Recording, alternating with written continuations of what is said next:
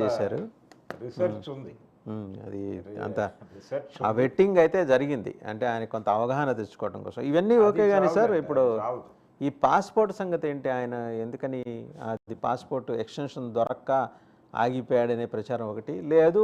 ఆయనకి ఇప్పుడు passport extension కోసం అని చెప్పేసి దరఖాస్తు పెట్టుకొని ప్రజాస్వామికంగా చాలా ఈ దేశ పౌరులకు ఉండే హక్కుని ఆయన వినియోగించారు. అందులో పౌరుల్లో ఒకడు కాబట్టి దాన్ని ఏదో రాద్ధాంతం చేసి ఆయన పారిపోవడానికి ప్రయత్నిస్తున్నాడు. లండన్లో విల్లా కొనుక్కున్నాడు. విజయ్ మాల్యా మొత్తం డీల్ నడిపించాడు. ఆయన బెంగళూరులో ఉంటాడు. బెంగళూరు పరిచయాలు ఉన్నాయి కదా ఈయనకి, ఆయనకి. జగన్ మాల్యా అనే విల్లా అక్కడ కొనుక్కుంటున్నాడు ఆయన. అంటే ఈ రకమైన ప్రచారం ఎంతవరకు కరెక్ట్ అంటారు? ఎన్నికల ప్రక్రియ అయిపోయిన తర్వాత ఆయన లండన్ వెళ్ళాడు. లండన్ వెళుతున్నప్పుడు కూడా ఇదే ప్రచారం జరిగింది. ఇక రాడు, వెళ్ళిపోతున్నాడు అంటే ఆ రోజు ఆయన అక్కడికి వెళ్ళి ఐపాక్ ఆఫీస్కి వెళ్ళి మనం భారీ మెజారిటీతో గెలవబోతున్నామని చెప్పి అక్కడి నుంచి వెళ్ళిపోయాడు ఆయన. ఇంకా రాడు తిరిగి, అయిపోయింది, జగన్ లండన్లోనే ఉండిపోతాడని గట్టిగా ప్రచారం చేశారు వీళ్ళు ప్రతి క్షణం. అలాగే ఆయన ఢిల్లీలో ధర్నా చేసినప్పుడు ఇంకేముంది, కాంగ్రెస్లో విలీనం అయిపోతుంది వైసీపీ అని ప్రచారం చేశారు.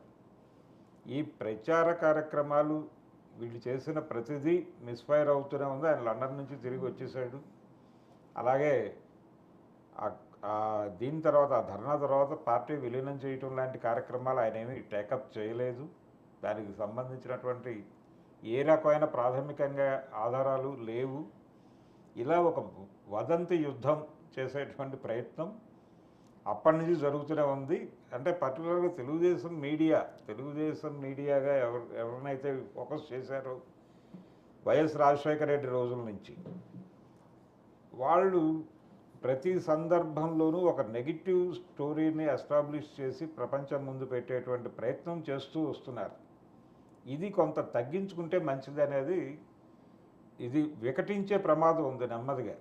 ఇది జనాలకు ఓవర్ డోస్ అయిపోయి చిరాకు పుట్టే లెవెల్కి తీసుకెళ్తున్నారు. ఇప్పుడు ఈయనకి ఒకవేళ ప్రెజర్ ఉంటే, ఒకటి జగన్మోహన్ రెడ్డి గారి కేసుల మీద కోర్టులు సీరియస్గా ఉన్నమాట వాస్తవం ఉన్నాయి. అలాగే సిబిఐ కోర్టు మీద హైకోర్టు అలాగే సుప్రీంకోర్టు కూడా తీవ్రమైనటువంటి వ్యాఖ్యలు చేసిన సందర్భం. ఇంతకాలం ఎందుకు పెండింగ్ పెట్టి కూర్చున్నారు, ఇది తొందరగా క్లియర్ చేయండి అని ఇటు చేగొండ హరిరామ్ జోగయ్య వేసినటువంటి పిటిషన్ ఒకటి ఉంది. అలాగే రఘురామకృష్ణరాజు వేసినటువంటి పిటిషన్ అక్కడ ఢిల్లీలో ఉంది. ఈ పిటిషన్ల నేపథ్యంలో దీని మీద జరుగుతున్నటువంటి విచారణల నేపథ్యంలో సిబిఐ కోర్టు మీద అటు సుప్రీంకోర్టు ఇక్కడ తెలంగాణ హైకోర్టు కూడా కొంచెం సీరియస్గా మాట్లాడినటువంటి సందర్భం, సిబిఐ మీద ఆ ప్రెజర్ బిల్డ్ అవుతున్నటువంటి సందర్భం ఉంది. ఆ కేసుల కోసం ఆ విచారణ ఏదన్నా డైల్యూట్ అయిపోతుందో, లేకపోతే ఈయన దానికి సంబంధించి ఏదైనా పాస్పోర్టు హోల్డ్ చేశారా అనే యాంగిల్లో ఒక చర్చ జరగటం అనేది బాగానే ఉంటుంది. కానీ నేనేదో పారిపోబోతున్నాడు అనే పద్ధతిలోకి వెళ్ళిపోయి ఆయన ఇంక రాడు అని వెంటనే కాదు, అందుకోసమని ఆపేస్తున్నారు. ఇక్కడ కోర్టు ప్రెజర్ ఉన్నమాట వాస్తవం. కోర్టు నుంచి కొంత ప్రెజర్ ఉంది, సిబిఐ కూడా సీరియస్గా ఉంది. ఇది తొందరగా తేల్చేద్దాం అనే వైపు ఏమైనా ఆలోచించి ఆపుతున్నారు. ఈ మధ్య అవినాష్ను కూడా ఆపారు.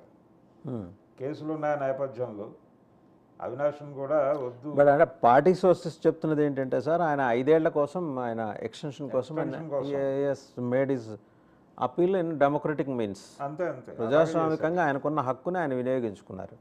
దాన్ని ఆయన లండన్ పారిపోతున్నాడు, స్విట్జర్లాండ్ ఇల్లు కొనుక్కున్నాడు, లేకపోతే రష్యాలో భవంతి కట్టుకున్నాడు అంటే ఇంత అవసరం అంటున్నాను. ఇంత ఆయన ఒకటి ఆయన ప్లే గ్రౌండ్ అయితే ఇదే సార్ ఆంధ్రప్రదేశ్. అది దాటి ఆయన వెళ్ళడు. సావో రేవో ఇక్కడే తేల్చుకునే తత్వం ఆయన తత్వమే అది. అలాంటి తత్వం ఉన్నవాడు తోక ముడిచి పారిపోతాడని ప్రచారం చేస్తే జనం నమ్ముతారన్నా? అంటే సెక్షన్ ఆఫ్ మీడియా అట్లా చేస్తుంది కదా సీరియస్గా. అది తప్ప వేరే పని లేనట్టుగా ఏ కదలిక జరిగినా కానీ దాని మీద ఒక జగన్మోహన్ రెడ్డి గారికి కనీసం రోజుకి ఒక 200 నుంచి 300 షాక్లు ఇస్తుంటారు వాళ్ళు. ఇక్కడ అంత కంటిన్యూస్ షాక్స్ ఇస్తే అదేంటంటే that effects the nervous system. అది తెలియట్లేదే వాళ్ళకి. ప్రజలు నెమ్మదిగా ఈ డోసేజ్ ఎక్కువయ్యే కొద్దీ వెగటి పుట్టట్లా వెగటి పుడుతోంది ఆల్రెడీ. అంటే ఇది సహజం వీళ్ళు ఇలా మాట్లాడటం సహజం అనే పరిస్థితికి తీసుకెళ్తున్నారు. ఇప్పుడు రేపు పొద్దున ఏంటంటే నానా పులి కథలో లాగా చివరిలో నిజంగా పులి వచ్చినా నమ్మరు జనం. ఇప్పుడు ఆయన ఏదో లండన్ పారిపోయి అక్కడ విల్లా కట్టుకున్నాడు, లేదా స్విట్జర్లాండ్ అట, ఒక సెక్షన్ స్విట్జర్లాండ్ అంటుంది, ఇంకోటి రష్యా. ఊరు ఇది పోయినట్టు అంటే ఒకటండి, ఆయన వాళ్ళ అమ్మాయి బర్త్డే ఫంక్షన్కి వెళ్ళాలనుకున్నారు ఆయన. వెళ్ళాలనుకున్నారు. ఒకవేళ ఇది ప్రాబ్లం అనుకుంటే ఆయన ఆ అమ్మాయిని ఇక్కడికి తీసుకొచ్చి ఇక్కడే వేడుకలు నిర్వహించి పంపించవచ్చు. అంటే ఆయనకి ఏదో వేరే యాక్టివిటీ ఉంది, ఆయన ప్రజాక్షేత్రం వదిలేసి వెళ్ళిపోతున్నాడు అనేది వీళ్ళు ఎస్టాబ్లిష్ చేస్తున్నారు. కానీ ఆయన కావాలంటే అక్కడి నుంచి పిలిపించుకుని ఇక్కడ వేడుక చేసి పంపించి ఆయన రోజువారీ యాక్టివిటీలోకి వచ్చేస్తాడు. ఆయన బెంగళూరులోనే ఉంటాడు, ఇక్కడికి రాడు. తాడేపల్లి ప్యాలెస్ ఖాళీ చేసేసారు, దీన్ని అమ్మకానికి పెట్టేస్తున్నారు, ఈ లెవెల్ ప్రచారం కూడా చేశారు. ఎందుకు ఈ ప్రచారాలు? రోజుకి ఒక వార్త వండి ఒక పుకారు పుట్టించకపోతే కుదరదు అని అనుకుంటున్నారా అనేది. ఇప్పుడు నిన్న